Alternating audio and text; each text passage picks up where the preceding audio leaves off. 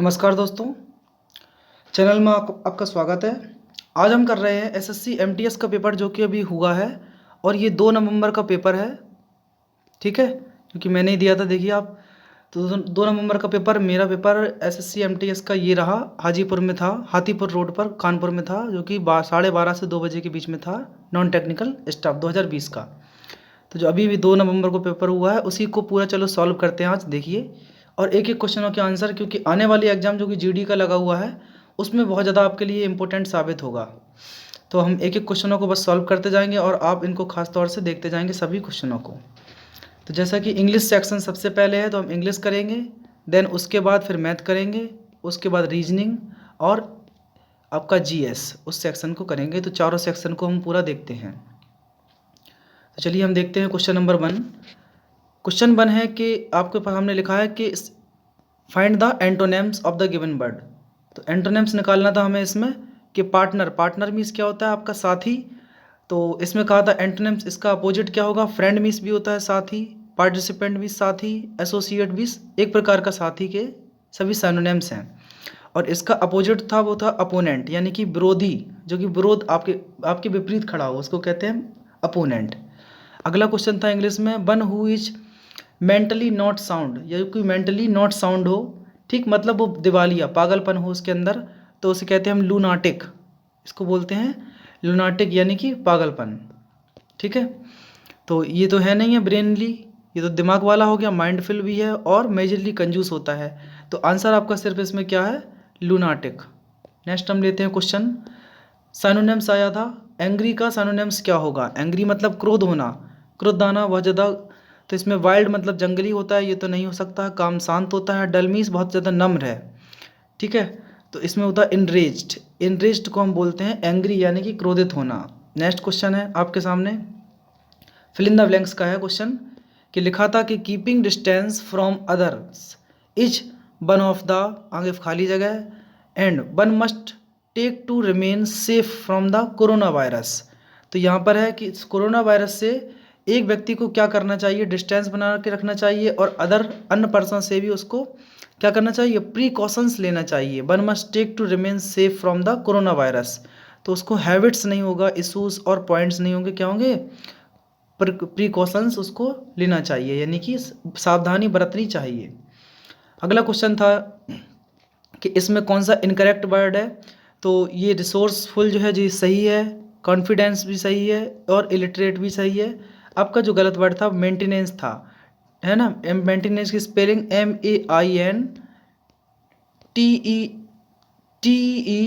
MEAINTENENCE होता है, maintenance. तो इसमें ये गलत लिखी थी, यही इसका रॉन्ग स्पेल्ड वर्ड होगा। अगला क्वेश्चन देखते हैं, वेन सिनोनिम्स आया है। वेन मीन्स क्या होता है, व्यर्थ होना, ठीक, एक प्रकार का व्यर्थ है, मतलब कम होना, कमी होना, ये था वेन मीन्स। तो इसका सिनोनिम्स हमारा होगा ड्रॉप, तो हुई, ड्राउन नहीं है, ना राइस है और ना इंक्रीज है। यहाँ है आपका डिक्लाइन। डिक्लाइन और ड्राउन एक सा लग रहा था उस समय पर, लेकिन आंसर इसका क्या है, ये रहा आपका सामने, क्या, डिक्लाइन। डिक्लाइन मतलब कमी होना, वेन मीन्स भी होता है कमी होना, डिक्लाइन भी कमी होना है। अगला आपके सामने लिखा है एक ईडियम्स, जो कि आपको करना है इसमें लिखा है कि बताइए ईडियम्स क्या करेक्ट होगा। हरकुलन टास्क, हरकुलन टास्क मीन्स होता है कठिन कार्य। तो इसका होगा आपका जो अप्रोप्रिएट आइडियम्स है, very tough task. Very old task नहीं होगा, वेरी इजी टास्क नहीं है, वेरी प्लीजेंट टास्क नहीं है। आंसर होगा वेरी टफ टास्क, बहुत ज़्यादा कठिन कार्य।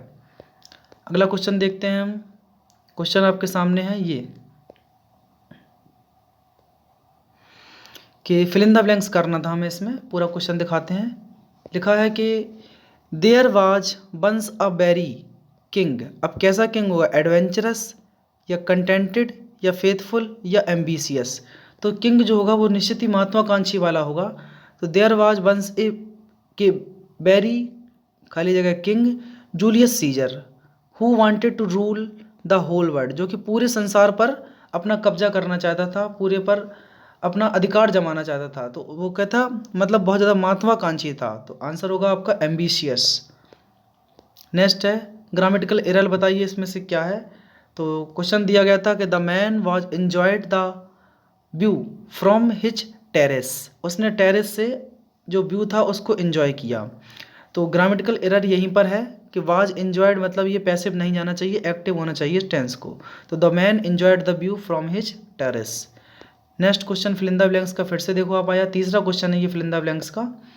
तो क्वेश्चन आपके सामने है कि I am sure there is some true in the news and there is no smoke in fire या विद फायर। अब ऑप्शन दिए गए हैं without fire, with in fire, with fire और वेयर फायर। तो वेयर तो किसी को नहीं लगेगा ना विद इन लगेगा, बस विथ और विदाउट में कन्फ्यूजन रहेगा। ठीक है, तो आप देखते हैं इसका आंसर एसएससी ने क्या दिया है कि there is no smoke without fire, यानी कि बिना आग के धुआं नहीं उठता है। तो विद फायर तो हो ही नहीं सकता है, आंसर होगा विदाउट। ग्रामेटिकल एरर फिर से आया है, दो एरर के क्वेश्चन पूछे गए हैं। पहला है कि आप पहला कर चुके हैं यहाँ पर, दूसरा ये रहा the poster was make by the hard working students of the class 9। तो जो पोस्टर है क्लास 9 के स्टूडेंट के द्वारा, हार्ड वर्किंग स्टूडेंट्स के द्वारा बनाया गया है जो कि क्लास 9 के थे। तो यहाँ पर कहाँ गलत है ये बताना है। तो द पोस्टर बाज मेक, आगे लिखा है बाई द हार्ड वर्किंग। अब बाई है मतलब सेंटेंस पैसिव होगा, और आपको पता होगा कि पैसिव में वर्ब हम कैसी लगाते हैं, थर्ड फॉर्म। तो यहाँ पर मेड होना चाहिए था। तो आंसर आपका क्या होगा, ऑप्शन नंबर ए। अगर दोस्तों वीडियो पसंद आ रहा हो तो जिसको लाइक ज़रूर करना, और चैनल को जुड़ने के लिए आप सब्सक्राइब जरूर कर लेना, ये ध्यान रखेंगे। नेक्स्ट है एंटोनिम्स बताना है हमें। इग्नोरेंट, इग्नोरेंट मीन्स होता है किसी चीज़ को इग्नोर कर देना। अब इसका अपोजिट क्या होगा, इनोसेंट नहीं, सिंपल साधारण, और क्रूड मतलब अभद्र होता है एक प्रकार का। क्रूड ऑयल जिसको बोलते हैं, कच्चा ऑयल आपने पढ़ा होगा, और क्रूड मतलब अभद्र भी है एक प्रकार का, ये इसका अर्थ निकलता है। तो इग्नोरेंट मतलब किसी को इग्नोर करना, लेकिन लर्नेट मतलब होता है जो किसी चीज़ को याद रखता हो अच्छे से, इग्नोर ना करता हो। तो इसका अपोजिट हो जाएगा आपका क्या, लर्नेट। नेक्स्ट है वन वर्ड सब्स्टिट्यूशन आया है, देखो एक पहले भी आया था, दूसरा ये है कि one who can use both hands equally well, जो कि दोनों हाथों को बहुत अच्छे से उपयोग करता हो, उसको क्या बोलते हैं, एम्बीडेक्स्ट्रस। याद करना पड़ेगा, ये रिपीटेड है सभी एसएससी के क्वेश्चन, कई बार ये आ चुके हैं एग्जाम में। चलिए अगला देखते हैं कि ड्यूरिंग हिज रिसर्च के दौरान the forest officer was pleasantly surprised, बहुत ज़्यादा सरप्राइज्ड हुआ, क्यों, to find that the population of tigers had increased, उसने ये पाया कि टाइगर की जो संख्या थी वो बढ़ चुकी थी। ठीक है, तो इसमें कोई भी सब्स्टिट्यूशन की आवश्यकता नहीं है, आंसर रहेगा ऑप्शन नंबर 3, ऑलरेडी बिल्कुल सही दिया गया है। नेक्स्ट दिया गया है कि बताइए इसमें से क्या ग्रामेटिकल एरर है, ये तीसरा क्वेश्चन है एरर का, देखिए ध्यान से। द शिप बाज facing very stronger current in the ocean. तो आंसर क्या है यहाँ पर, वेरी स्ट्रोंगर करंट। अब वेरी भी लगा रहे हैं, स्ट्रोंगर भी लगा रहे हैं, नहीं, द शिप बाज फेसिंग वेरी स्ट्रोंग करंट, है ना, यहाँ पर किसी भी हमें कंपैरेटिव डिग्री की ज़रूरत नहीं है, इसलिए सिर्फ क्या आएगा, स्ट्रोंग, स्ट्रोंगर नहीं आएगा। तो आंसर होगा हमारा option number 2। They are making a lot of noise isn't it. ठीक है, अब आर मेकिंग है, यहाँ पर क्या होना चाहिए, जब दे लगा है तो यहाँ का क्वेश्चन टैग क्या होता है, प्लूरल, यही होगा आरंट दे। नेक्स्ट है आपके सामने कि इनकरेक्टली स्पेल्ड वर्ड बताओ, गलत कौन सा है, इसमें लिखा है गलत बताइए। कन्फ्यूजन बिल्कुल सही था, हैविली भी सही है, ऑलमाइटी होता है स्पेलिंग ALMIGHTY। ठीक, ये हुआ ऑलमाइटी जिसको बोलते हैं दया, तो ये स्पेलिंग आपकी सही थी लेकिन इसमें गलत दी गई थी। नेक्स्ट दिया गया था, बताइए कि सेंटेंस इम्प्रूवमेंट सही हमें क्या रखना चाहिए यहाँ पर, कि the ostrich is a peculiar bird, sometimes it prefer to run around in circles. अब ऑस्ट्रिच तो सिंगुलर है और लिखा है इट प्रीफर, मतलब इट प्रीफर नहीं आना चाहिए, क्या आना चाहिए, प्रीफर्स, वर्ब की सिंगुलर फॉर्म, मतलब इसमें एस और एस लगाएंगे। तो it sometime it prefers to run around in circle. Question number 19 है आपके सामने, ईडियम्स बताना है। देखो दूसरा ईडियम्स आया है। पहला था हरकुलन टास्क, दूसरा क्या है, ए बॉल्ड फ्रॉम द ब्लू, जिसको बोलते हैं विस्मयकारी प्रहार। ठीक, यानी कि अनएक्सपेक्टेड एंड सरप्राइजिंग इवेंट, जो कि बिना किसी कहे आ जाता है। ए बोल्ड फ्रॉम द ब्लू का मतलब हो गया unexpected and surprising event. Next लेते हैं फिल इन द ब्लैंक्स है आपके सामने, लिखा है क्वेश्चन, देयर इज खाली जगह a lot to learn from nature, हमें बहुत सारी चीज़ें नेचर से सीखना है। तो आंसर क्या है आपका, there is quite a lot to learn, अभी भी बहुत सारी चीज़ें बकाया हैं। There is quite a lot to learn from nature, nature से बहुत सारी सीखने की चीज़ें बकाया है। अब आया था कंप्रीहेंशन, जो कि बड़ा ही सरल था। देखिए आप देखेंगे एक एक करके हम कि Nawab Mir Osman Ali Khan was the last ruler of Hyderabad, इनके ऊपर आया है। The largest princely state in British India, he ascended the throne, उन्होंने अपने असेंडेड वो थ्रोन जो राजगद्दी थी उसको असेंड कर दिया गया है। The age of 25 and ruled Hyderabad, मतलब अपनी गद्दी पर बैठ गए 437 ईयर्स, किसने, ऊपर जो लिखा है नवाब मीर ओस्मान अली खान ने। ठीक है, आगे खाली जगह है ही, नंबर 2 में ही खाली जगह on the cover of Time magazine as the, अब कहीं ना कहीं ग्रेटेस्ट पर्सन होंगे, greatest person at the time, he was the 5th richest man in history या इन भूगोल, इन जोग्राफी, ऐसा कुछ नहीं होगा, ऑप्शन के द्वारा हम पता करेंगे। History of Mankind and the richest Indian who ever lived, he was, खाली जगह कैसे रूलर थे, ये रूलर थे कैसे, who encouraged education science and development. अब हम आते हैं ऑप्शन पर, ये रहा पहला ऑप्शन। तो पहले में क्या भरना था, देखिए ध्यान से कि नवाब मीर ओस्मान अली खान वाजदा, यहाँ पर लिखा है कि ही असेंडेड द थ्रोन, किसके लिए इसने अपना थ्रोन छोड़ा, तो किसके लिए, पहले में एट द एज ऑफ, इतनी एज पर, एज के लिए हमेशा एट का प्रयोग करते हैं, तो ऑप्शन नंबर क्या सही होगा 2, ये रहा। आगे लिखा है क्वेश्चन नंबर 2 में कि क्वेश्चन 2 में था, अब ऑप्शन आपको ये दिख रहे होंगे, 2 है कि ही खाली जगह on the cover of magazine time, तो देखिए क्या रहेगा, he was featured, he is featured तो हो ही नहीं, सही है, होना नहीं चाहिए, और ही हैव फीचर्ड नहीं, ही वाज फीचर्ड, ये उस समय के थे ना, तो ही वाज फीचर्ड, उसी समय इनको बहुत अच्छा नवाजा गया था मैगजीन टाइम के द्वारा। थर्ड है आपके सामने क्या लिखा है, एज द, अब यहाँ ऑप्शन देखेंगे रिचेस्ट पर्सन, क्योंकि सबसे ज़्यादा अमीर थे उन्हीं की बात यहाँ पर की गई थी, तो he was honoured as the richest person. और क्वेश्चन नंबर 4 में है was the 5th richest man in, अब क्या है, in the history, in a history नहीं होगा, इन वन हिस्ट्री नहीं, इन एन हिस्ट्री नहीं, इन द हिस्ट्री, पूरे इतिहास में। 5 है कि ही वॉज आ खाली जगह रूलर, कैसे रूलर थे, वह एक दयालुता भरे रूलर थे, क्योंकि उन्होंने साइंस एंड डेवलपमेंट पे भी काफ़ी सारी चीज़ें पे ध्यान दिया, तो he was a benevolent ruler, benevolent means होता है दयालु, ये है बेनिवोलेंट। चलिए अब हम लेते हैं रीजनिंग के सेक्शन को। रीजनिंग काफ़ी टफ आया था, आप खुद बताइए देखकर मुझे ये क्वेश्चन को कैसे करेंगे, क्योंकि इसका आंसर तो शायद बड़ा ही डिफिकल्ट निकालने में लग रहा था उस समय, क्योंकि समय कम होता है, और ये 4 ऑप्शन आपको दिए गए थे, यहाँ देखिए चारों ऑप्शनों को। तो चलो हम देखते हैं इसको सॉल्व कर कर कैसे करेंगे। लिखा है नेक्स्ट को इतना लिखते हैं, एन मतलब होता है 14, ठीक। अगर हम ऐसे भी लेते हैं वांट मतलब डब्लू का यहाँ पर लिखा है कोड इन्होंने 6, तो ये सही है कि नहीं ये पता करना होगा। अब ये देखें नेक्स्ट को जैसे लिखते हैं 14, तो 14 को इसमें क्या लिखा गया है 8, ई को लिखते हैं 5, ई को लिखते हैं 5, और 5 को इन्होंने क्या लिखा है 4, और बकाया एस को 2 और टी को 6। इस क्वेश्चन का आप देखो आंसर लिखा है, आप सॉल्व करके बताना क्या तरीका है सॉल्व करने का, आप करना है इसको। नेक्स्ट दिया गया है क्रम से श्रेणी करना था हमें सॉल्व कि 22, 34, 56, 90 और इतना।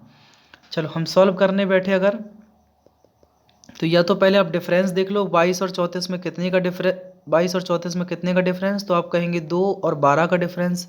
56 और इसमें 6 में से 4 गया 2, 5 में से 3 गए 2, 22 का डिफरेंस। 90 में से ये घटाया 10 में से 6 गया 4, ठीक, और 8 में से 5 जाएंगे 3, 34 का डिफरेंस। तो आप देख रहे हैं 12, 10, 22, 22 में कितने जोड़े फिर से 12 जुड़ गए हैं, तो पहले 12 का डिफरेंस फिर 10 का डिफरेंस, डबल डिफरेंस ले रहे हैं, तो यहाँ 8 का डिफरेंस होना चाहिए, मतलब कितने का, ठीक है एक सेकंड रुके, यहाँ 12 का, यहाँ 12 में 10 जोड़े गए 22, तो यहाँ पर 8 का डिफरेंस होना चाहिए, मतलब जो भी संख्या होगी उसमें 8 जोड़ें तो 22 आ जाएगा, ठीक है। तो ये ऑप्शन नंबर ये दे रहे हैं डी, और यही इसका आंसर होगा। नेक्स्ट देखेंगे क्या आया सवाल, लिखा है कि 11, अब इसको देखो अल्टरनेटिव 11, 13, 17 और 23, तो इसके लास्ट में क्या आना चाहिए? ऑप्शन में देखो 31 भी है, 29 भी है। अगर आप 29 में लगाते हैं तो आप आंसर तो ये है नहीं। अब यहाँ देखें 12 के बाद 13, 13 के बाद 16 और 16 के बाद यहाँ क्या आएगा ये डिसाइड करेगा, या तो 21 है या फिर 23 है। तो इसका आंसर देखो आयोग ने क्या लिया है 2, और जो कि मेरा भी 2 सही निकला है। ठीक, आपको भी ये चीज़ ध्यान रखना है। नेक्स्ट है कि चालक क्या है आपका? एल्यूमिनियम। और विद्युत रोधी क्या होगा? चालक अगर एल्यूमिनियम है तो विद्युत रोधी क्या होगा आपका? ये कहाँ लगा दिया? ग्रेफाइट में? नहीं, ग्रेफाइट नहीं है, आंसर होगा अभ्रक। यदि चालक एक विद्युत रोधी है, सॉरी चालक के लिए एल्यूमिनियम है तो विद्युत रोधी जहाँ पर विद्युत ना बिल्कुल जाए तो वो होगा अभ्रक। ठीक है।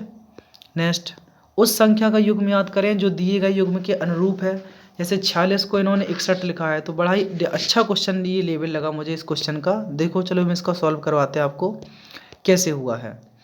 46 को इन्होंने लिखा है 61, आया कैसे? देखो अब 46 को उल्टा करें 64 और इसका घनमूल लेंगे तो 4 आएगा, और 4 का गुणा इसी हम 4 में करेंगे तो 4 चौको 16, और 16 को उल्टा करके फिर लिखा गया है कितना? 61।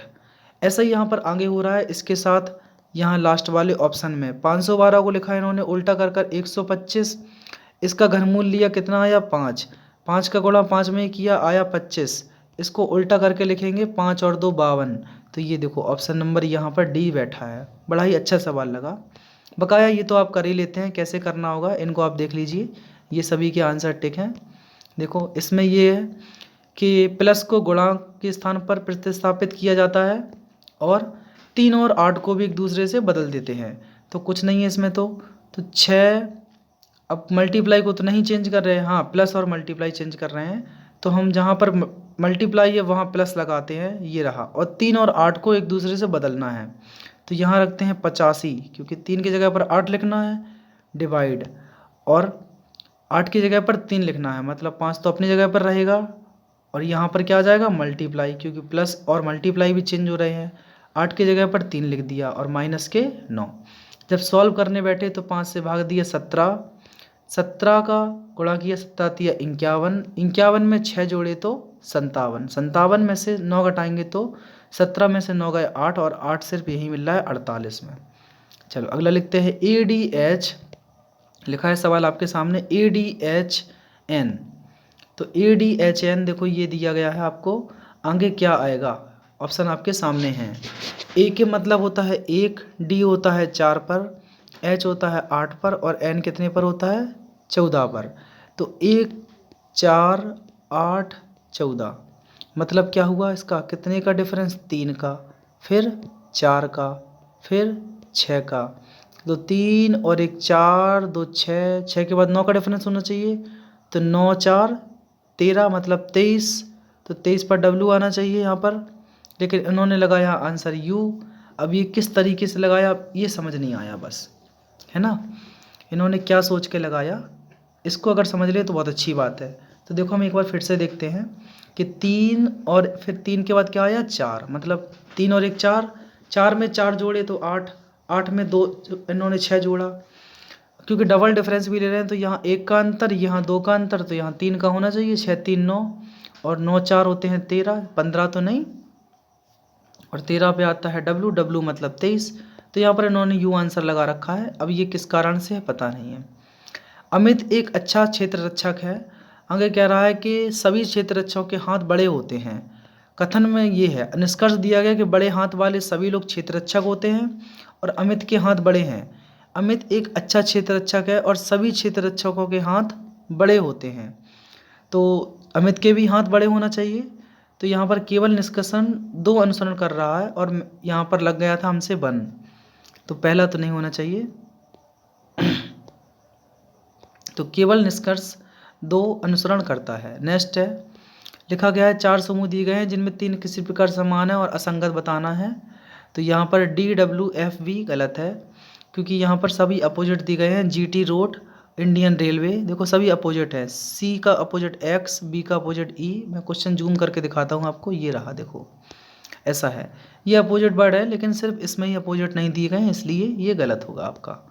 नेक्स्ट देखेंगे, इस कागज़ की आकृति है, मुड़कर बनाया गया है।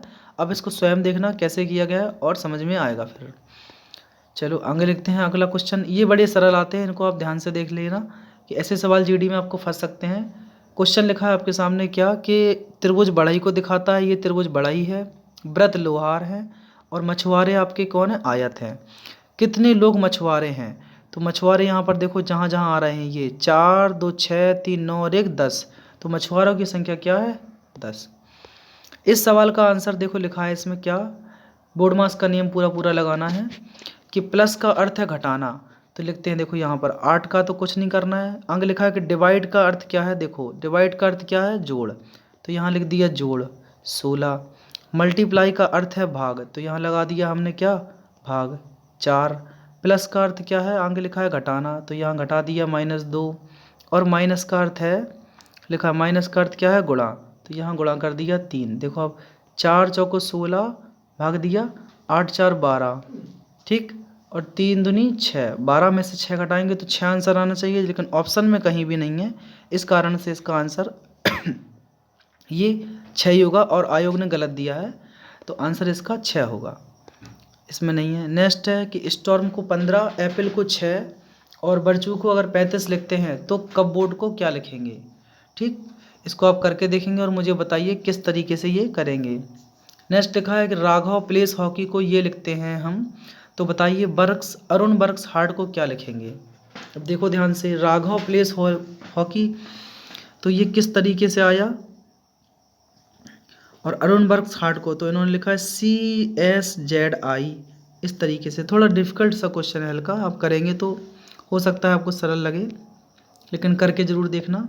अगला है बिस्मिल्ला खान, JRD टाटा, MG विश्वेश्वरैया और सचिन तेंदुलकर, इसी के साथ साथ एक क्रम पे एक और लगाना था आपको, तो आंसर था हमारा प्रणब मुखर्जी, जो कि इन्हीं से संबंधित हैं। अगला है कि बताओ कौन सी आकृति आएगी, ये तो आप साफ देख ही लेंगे सभी। इसका आपसे दर्पण प्रतिबिंब पूछा गया था, ये रहा दर्पण प्रतिबिंब नीचे। एक ये सवाल है, इसको भी आप लगा के देखना कि भूगोल का पेपर सोमवार को है, गणित का पेपर रसायन के पेपर के बाद है, जिसमें कि एक दिन का अंतराल है, तो इसको ऐसे 2 क्वेश्चन इस पर आए हैं, ये दोनों आप लगा के देखना है। इसमें है कि एम्बेडेड फिगर बताओ कौन सी आकृति इनमें से इस ऊपर वाले त्रिभुज में है, तो ये दूसरी आकृति है। ये वाला भी कुछ डॉक्टर इंजीनियर हैं, इसको भी लगाइए आप, देखो ये 64 8 65 ये किस तरीके से आए, ठीक है। और अगले 125 27 और 89 ये क्या है, ये सब चीज़ें आपको देखना पड़ेगी। तो 64 में से 65 घटाया था इन्होंने, अगर 1 आ रहा है तो 1 में 1 जोड़ा है 2। 125 में से अगर 89 घटाएंगे तो कहीं से भी ये तो नहीं हो रहा है। 6 4 10, 6 5 11 नहीं, 5 2 7 और 1 8, 9 8 17 नहीं। तो इसको आप करके देखिए आंसर कैसे आएगा, बताइए फिर मुझे। नेक्स्ट देखते हैं, 5 लोग हैं लंबाई के बारे में खड़े हुए हैं, ठीक है, और इसमें बस पूछा गया था क्रम से लगाओ, और ये होता है फिलिंग करने वाला सवाल। फिलिंग करने वाला सवाल आप देखेंगे ध्यान से कैसा कैसा आया है, उसको देखिए। लिखा है आपके सामने क्या कि खाली जगह है, फिर CD है ना, तो यहाँ पर ACBD, ACBDD, फिर ACBDD,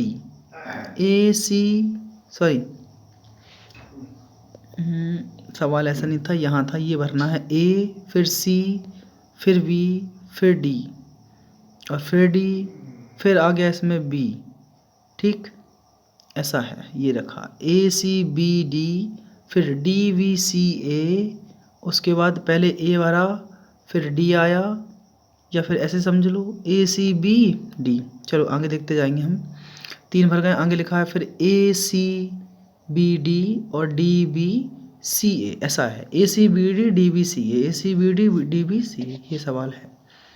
अब देखते हैं मैथ के सवाल, जो कि काफ़ी अच्छे लेवल के इस बार MTS में पूछे गए सवाल थे। तो क्वेश्चन नंबर आपके सामने ये रहा फर्स्ट, A अकेले किसी काम को 10 दिन में कर सकता है, B अकेले उसी काम को 15 दिन में कर सकता है, और C की सहायता से वे इस काम को 5 दिन में पूरा कर लेते हैं। A + B + C इस काम को 5 दिन में पूरा कर लेते हैं, तो B को अगर 42,000 रुपये उस काम करने को पूरा ठेका मिला, तो C की सहायता से वे इस काम को 5 दिन में पूरा कर लेते हैं, B को कितने रुपए प्राप्त होंगे, ठीक है। तो देखिए 42,000 रुपये हैं, हमें बांटना है किसमें, सिर्फ बी में अकेला।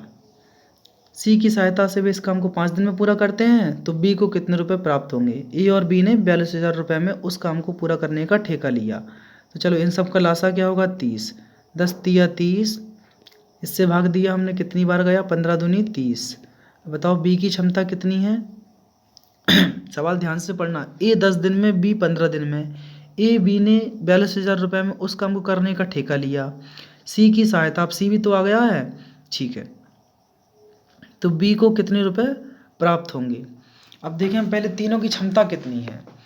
5 छक्का 30, तीनों की क्षमता कितनी है, 6।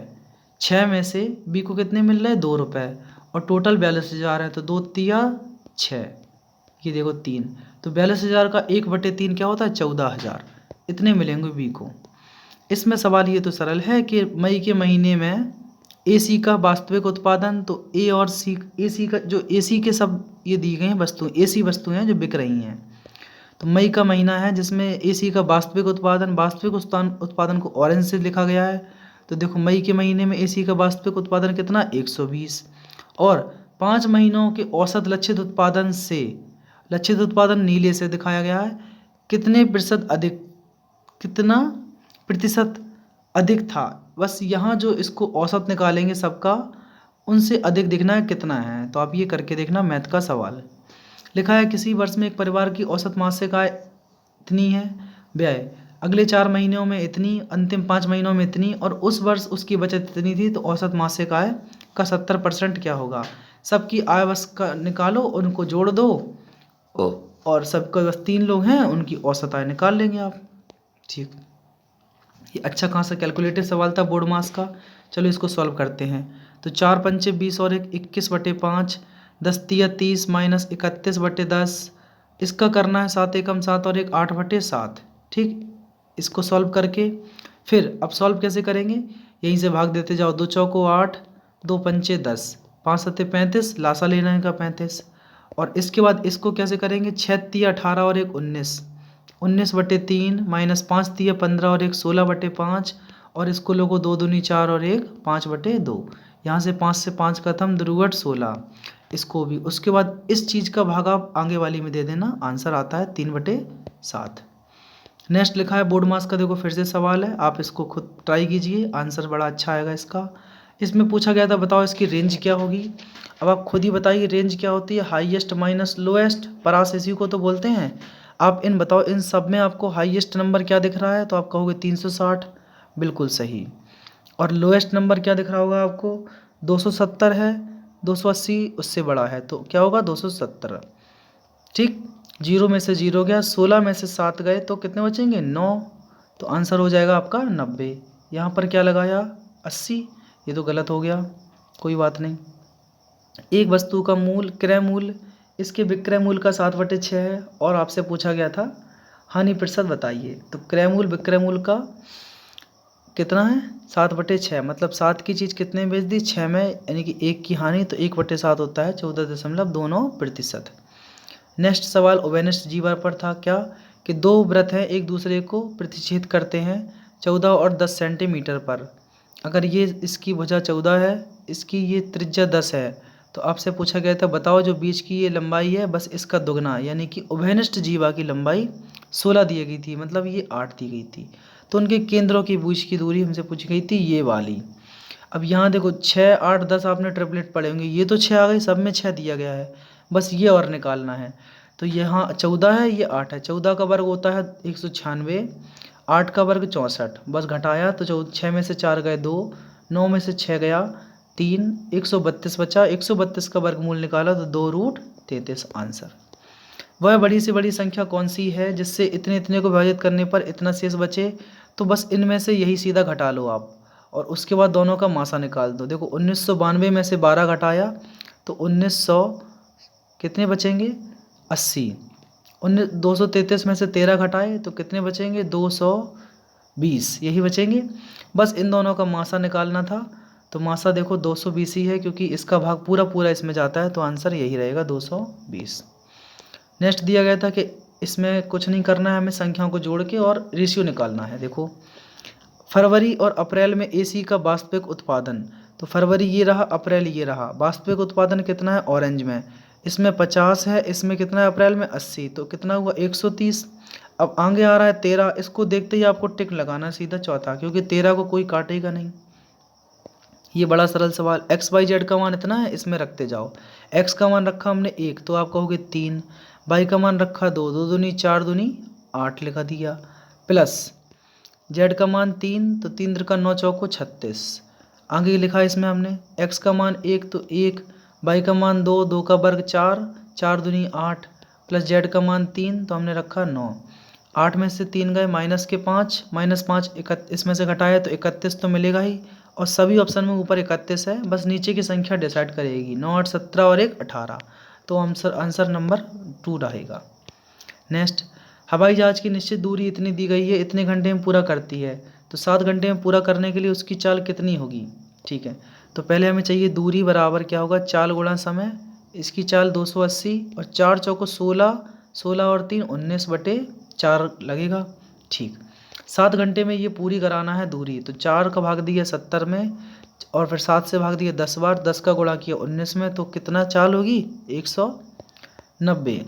चीनी के मूल्य में 50% की वृद्धि की जाए, लेकिन व्यक्ति अपने व्यय को केवल 25% बढ़ाना चाहता है, तो उसको उपभोग में कितने प्रतिशत की कमी करनी होगी। देखो, व्यय बढ़ रहा है 25%, तो आप कहेंगे 25% का मतलब होता है कितना, 1/4, तो 4 से 5 ये बढ़ रहा है। अब हमें निकालना है सिर्फ क्या, इसका उपभोग, तो 50% का मतलब होता है 1/2, 2 से 3 उनका भाग देना है, बस गुणा करते जाओ। 3 चौको 12, 5 दूनी 10, यहाँ 12 ये 10, उससे उपभोग कितने प्रतिशत कमी करनी चाहिए, तो 12 से 10 कर रहा है, मतलब कितने कमी, 2 की कमी, किस पर 12 पर, 2 छक 12, और 1/6 होता है 16.67%। अगला सवाल तो अच्छा सवाल है। एक परीक्षा में 5:2 के अनुपात में अभ्यर्थी हुए हैं। फेल हुए अभ्यर्थी की संख्या, पास हुए अभ्यर्थी की संख्या सब दी गई है। कितनी कितनी है देखो, पास हैं 5 तो फेल हैं 2। यदि फेल होने वाले अभ्यर्थियों की संख्या 14 अधिक होती, जो ये हैं 14 ज़्यादा होते, मतलब ये 14 कम होते, तो यह अनुपात पास और फेल का 4:3 होता। परीक्षा में कितने अभ्यर्थी पास हुए, मतलब ऊपर वाले जो लिखा है ये पास 3 5 का वैल्यू बताना है, तो क्रॉस मल्टीप्लाई करो, 5 3 15, 4 दूनी 8, डिफरेंस आया 7 का। इधर करेंगे आप 4 और 3 का अंतर 7, तो यहाँ लिखो 14 गुणा 7, 7 से 7 खत्म, 1 यूनिट की वैल्यू 14, 15 5 की हो जाएगी 70। नेक्स्ट है, इसको आप लगाइए। और अगला है लाभ हानि का सवाल। ए बी को 12% के लाभ पर बेचता है, बी सी को 9% की हानि पर बेचता है, सी इसके लिए इतना भुगतान करता है, तो एक को वस्तु कितने की पड़ेगी। सरल सा सवाल है। एक समचतुर्भुज है जिसकी समांतर भुजाओं की लंबाई दी गई है 25 और 19, इसका क्षेत्रफल ये है, समलंब है, कुछ नहीं करना है, दोनों को जोड़ना है। समलंब का क्षेत्रफल होता है 1/2, समांतर लंबाइयों की योग, तो 9 5 14, 2 और 1 3 और 1 4 44, ऊंचाई ये रही, और क्षेत्रफल होता है टोटल ये दिया गया है। भाग ही देना था, 11 3 33, 30 बार, 11 चौको 44, 2 से भाग दिया 2 बार, 2 से भाग दिया 15, तो ऊंचाई पूछी गई थी, आ गई है कितनी 15। किसी वस्तु के अंकित मूल्य पर 10% छूट देने के बाद 450 में बेचा जाता है। यदि उस पर छूट नहीं दी जाती तो 25% का लाभ होता है, तो वस्तु के क्रय मूल्य का 50% कितना होगा। देखो 10% छूट दे रहे हैं तो कितने का बेचेंगे, 90% में, और 90% की वैल्यू है 450, तो अंकित मूल्य हो गया कितना हमारा 500। 90% 450 है तो 100% 500 होगा। ठीक, कह रहा है कोई छूट नहीं दी जाती तो 25% का लाभ होता है। मतलब क्या हुआ कि अगर सीपी पर हमने 25% का लाभ कमाया, लेकिन बेच कितने का दिया उसे 500 रुपये में, इतनी को तो बेचा है। तो देखो 100 सीपी का 125 कितना है 500, तो यहाँ से सीपी हमने निकाला, परसेंट है ये 500, क्योंकि परसेंट हटाएंगे नीचे 100, उस 100 का गुणा यहाँ पर 125, भाग दिया 125 चौको 500, 4 गुणा 100, 400 हमारा आ गया सीपी, उसका 50% मतलब आधा कितना होगा 200। नेक्स्ट है, ये स्कूटर वाला सवाल है, सरल सा सवाल है, इसको आप कर पाएंगे, और ऐसे ही ये सवाल है, कोई कठिन नहीं है। यहाँ पर ये टाइम एंड वर्क का सवाल दिया गया है कि 20 लोग 8 घंटे काम करते हैं और 15 दिन में काम हो जाता है। कह रहा है 10 लोग कितने लोग हैं जो 10 घंटे काम करें और काम 4 दिन में हो जाए, और लोगों की संख्या बताना है। 10 दूनी 20, 2 दूनी 4, 2 चौको 8, 15 चौको 60। 60 लोग चाहिए जो काम पूरा हो जाए। नेक्स्ट है कि एक पुस्तक की 6 प्रतियां एक निश्चित मूल्य पर खरीदी जा सकती हैं, जिसका भुगतान वर्ष के अंत में करना है, और उसी पुस्तक की 7 प्रतियां उसी मूल्य पर नकद भुगतान करके खरीदी जा सकती हैं। साधारण ब्याज की वार्षिक दर पर कितनी होगी? ठीक, वार्षिक दर कितनी होगी ये बताना है। तो कुछ नहीं है, यही सवाल है, बस ये समझो कि 6 पर ब्याज कितना मिल रहा है, 1 रुपये का, तो 1/6 होगा 16.7%। ये आय व्यय वाला बड़ा सरल सवाल है, इसको आप लगाइए सेल्फ और बताइए मुझे आंसर यही है कि नहीं है। ऐसे ही यहाँ पर रेलगाड़ी वाला सवाल है, और लंबवृत्तीय बेलन वाला भी सवाल ये रहेगा कि त्रिज्या दी गई है आपको 4। अब बेलन का वक्र पृष्ठीय क्षेत्रफल अगर आपको याद है 2 गुणा 22/7, और आर का मान 4 है, लेकिन ऊंचाई निकालना पड़ेगा। सवाल बड़ा ही टेढ़ा सवाल है, इतना है। ये कोई भी संख्या इसको 19.5 को नहीं काट पाएंगी, लेकिन मैं आपको एक तरीका बताता हूँ कि पहले आप इसमें h निकालो। तो आप करो क्या, 19.5 का गुणा इसमें करो 7 में, और नीचे लिख दो 22 दूनी 44। आपकी ऊंचाई इतनी आ गई है। अगर ऊंचाई इतनी आ गई है तो आप देखो सीधा आयतन होता है पाई आर स्क्वायर एच। पाई मतलब 22/7, आर का मान सवाल में 4 है, और एच का मान 4 गुणा 4, एच अभी हाल निकाला है कि 19.5 गुणा 7/44। ध्यान से देखो 22 दूनी 44, 2 दूनी 4, 7 से 7 खत्म, और यहाँ पर कुछ और कटने को रह गया क्या, 22 दूनी 44, 2 दूनी 4, 7 से 7 खत्म, तो इसका हमें दुगना करना है सिर्फ। ठीक, अच्छा क्या होता है इसका आयतन पाई आर स्क्वायर एच होता है, तो पाई आर स्क्वायर और एच का मान ये रहा। यहाँ पर एक आध शायद हम 4 छोड़ रहे हैं, उसको और लिखेंगे, ये रहा आंसर। तो ये बस 19.5 का दुगना 39 आंसर। लास्ट सेक्शन रहेगा अपने जीके का, देखें हम ध्यान से। क्वेश्चन आपके सामने है, the anarchy the relentless rise of the east India company नामक पुस्तक की लेखिका कौन है? तो विलियम डेलरिम्पल है। ये the anarchy relentless rise of the east India company की पुस्तका की लेखिका हैं William Dalrymple. Yamuna express way किन 2 शहरों को आपस में जोड़ता है? तो Yamuna express way greater Noida और आगरा को आपस में जोड़ता है। भारत के राष्ट्रपति ने जून 2020 में बैंकिंग से संबंधित लिखा है कि अधिनियम या अध्यादेश 2020 जारी किया है, प्रख्यात किया है। इस अध्यादेश की प्रमुख विशेषता कौन सी है? यह शहरी और बहुशह राज्य सरकारी बैंकों को भारतीय रिजर्व बैंक की देखरेख में लाता है। ये आंसर रहेगा। पद्म भूषण 2020 के प्राप्तकर्ताओं में से एक कौन है? तो वो है हमारे जगदीश चंद्र सेठ। ये किस क्षेत्र से संबंधित हैं? तो ये थे साहित्य और शिक्षा के क्षेत्र से संबंधित हैं। लोथल जो स्थल कहाँ पर स्थित है? ये आपको पता है सभी को, गुजरात में स्थित है। कालीबंगन राजस्थान में है। कौन सा नृत्य के रूप में हिमाचल प्रदेश में जानते हैं? तो हिमाचल प्रदेश में ठंड बहुत ज़्यादा पड़ती है, और वहाँ बर्फ़ पे अगर चलेंगे तो हम उफ उफ करेंगे, यानी कि रऊफ। ये कहाँ का? हिमाचल प्रदेश का। मिशन अंत्योदय किससे संबंधित है? मिशन अंत्योदय ग्रामीण विकास मंत्रालय से संबंधित है। मिशन अंत्योदय। पंचायती राज संस्थाओं हैं जो किस संशोधन के द्वारा संवैधानिक दर्जा प्राप्त हुआ? इनको पंचायती राज संस्थाओं को 73वां संविधान संशोधन 1992 के द्वारा इनको संवैधानिक दर्जा प्राप्त किया गया है। नेक्स्ट है कि निम्नलिखित में से किस देश ने मार्च 2020 में ICC T20 महिला विश्व कप खिताब को बरकरार रखा था? तो ये थी ऑस्ट्रेलिया। मड़ई महोत्सव किस राज्य में मनाया जाता है? मड़ई महोत्सव आपको पता होना चाहिए छत्तीसगढ़ में मनाया जाता है। सुंदरबन डेल्टा किन नदियों के द्वारा निर्मित किया जाता है? तो ये गंगा ब्रह्मपुत्र नदी के द्वारा निर्मित किया जाता है। किसे मार्च 2020 में राष्ट्रपति रामनाथ कोविंद द्वारा राज्यसभा के लिए नामित किया गया? तो रंजन गोगोई को नामित किया गया राज्यसभा के लिए। अगला क्वेश्चन, निम्नलिखित में से कौन आय वृद्धि और उपयोगिता पर ध्यान केंद्रित करने वाले पारंपरिक दृष्टिकोण से इतर ले गए? इसमें व्यक्तिगत अधिकार, क्षमताओं, स्वतंत्रता और अधिकारों पर जोर दिया गया है। तो बात कर रहा है वो एडम स्मिथ की,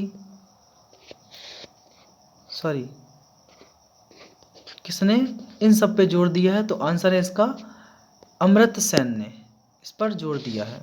निम्नलिखित में से कौन सा कथन ऊर्ध्वपतन की प्रक्रिया की सर्वश्रेष्ठ व्याख्या करता है? तो किसी पदार्थ का मध्यवर्ती तरल अवस्था से गुजरे बिना ठोस अवस्था में सीधे गैसीय अवस्था में परिवर्तित होने को क्या कहते हैं? ऊर्ध्वपातन। नेक्स्ट, होम रूल आंदोलन किस वर्ष प्रारंभ किया गया था? तो 1916 में होम रूल आंदोलन हुआ था। भारतीय संविधान के अनुसार हिरासत में लिए गए गिरफ्तार किए गए व्यक्ति को हमें मजिस्ट्रेट के सामने लाना पड़ता है, तो कितने घंटे के अंदर? 24 घंटे के अंदर लाना होता है। ये रहा। नेक्स्ट, प्रत्येक किलोग्राम पर पृथ्वी का गुरुत्वाकर्षण बल लगभग होता है, तो ये होता है 10 न्यूटन का। नेक्स्ट है, निम्नलिखित में से किसने मार्च 2020 में तीसरे हॉकी इंडिया पुरस्कार में सर्वश्रेष्ठ प्लेयर ऑफ द ईयर पुरस्कार प्लेयर में पुरुष में जीता है? तो ये है मनप्रीत सिंह, और ये हॉकी इंडिया के क्या हैं? आपके कैप्टन भी हैं। मायोपिया का दूसरा नाम क्या है? साइंस का क्वेश्चन है, तो इसको बोलते हैं निकट दृष्टि दोष, और हाइपरमाइट्रोपिया को बोलते हैं हम दूरदृष्टि दोष। ब्रह्म समाज का आस्था कथन था, और इसमें समाज के सदस्यों के कर्तव्यों के दायित्व को सूची बनाई गई थी। तो ये थे देवेंद्रनाथ टैगोर, जो कि ब्रह्म समाज के लिए उन्होंने सदस्यों के कर्तव्यों के दायित्व की सूची बनाई थी, देवेंद्रनाथ टैगोर ने। प्रधानमंत्री मुद्रा योजना को किशोर योजना के तहत बैंक ऋण की अधिकतम अनुमानित राशि कितनी है? तो ये है दोस्तों 5 लाख। याद रखेंगे, बैंक ऋण की अधिकतम राशि है जो 5 लाख है। दुनिया की दूसरी सबसे ऊंची चोटी पर्वतमाला K2 किस पर्वत श्रेणी में स्थित है? ये आपकी काराकोरम रेंज में स्थित है K2। नेक्स्ट है, कौन सा रोगवाहक एबोला के कारण होता है? एबोला के कारण बनता है, तो ये बैक्टीरिया के द्वारा होता है, ठीक है, विषाणु के द्वारा। नेक्स्ट, वायरस के द्वारा होता है, विषाणु नहीं, विषाणु हम बैक्टीरिया को तो जीवाणु बोलते हैं। किस अधिनियम ने भारत में ईस्ट इंडिया कंपनी के एकाधिकार को समाप्त किया है? तो ये किया है 1813 का चार्टर अधिनियम ने। और लास्ट क्वेश्चन आज के पेपर का है कि वायुमंडल की ऊपरी परत जिसमें ऑक्सीजन की 3 परमाणुओं वाला एक अणु पाया जाता है, जिसका नाम हम जानते हैं ओजोन है, जिसे हम उस परत को किस नाम से जानते हैं? तो उसको हम ओजोन मंडल के नाम से जानते हैं। आई होप दोस्तों आपको ये 100 क्वेश्चन आपने देख लिए SSC MTS 2 नवंबर के, समझ में आए होंगे। तो बस ऐसे ही क्वेश्चन आपके सामने लाते रहेंगे एक एक करके, सभी सेट। आप इनको देखिए, एंजॉय कीजिए, और साथ ही साथ अगर आपको अच्छा लगे तो वीडियो लाइक करना, चैनल को सब्सक्राइब जरूर कर लेना, जिससे कि आपको अगली वीडियो की नोटिफिकेशन मिल जाए। आज के लिए इतना ही, धन्यवाद।